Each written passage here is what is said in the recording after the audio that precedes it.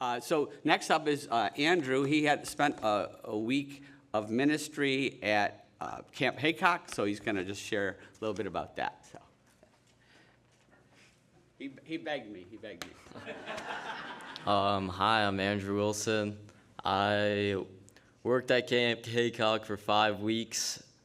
I was a counselor for the older kids, so that was 12 to 14.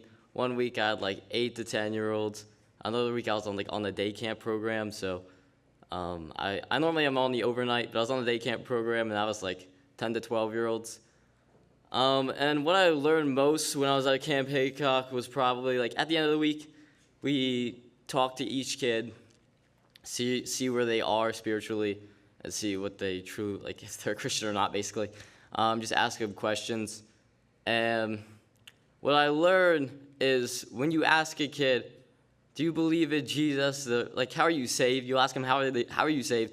They'll just say, Jesus died for me. That's it. They don't really give any other answer. Just say, Jesus died for me. They're right, but they don't actually know what they're saying. They're just saying, Jesus died for me. What does that even mean? So I'll question them and be like, so what do you mean by that? Jesus died on the cross for my sins. So what's sin?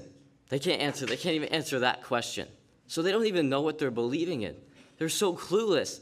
Because they just don't truly understand what they're believing in. And that's mainly what I learned. And I try to challenge my kids to truly understand what they're putting their faith in. Because they're putting their faith in nothing. Because they don't know what they're believing in.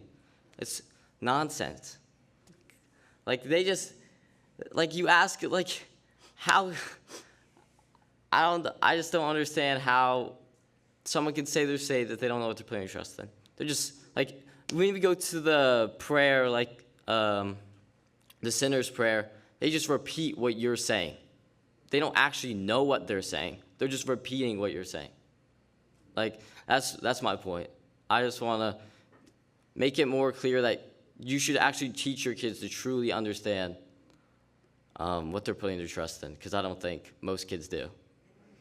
All right. Well, stay here.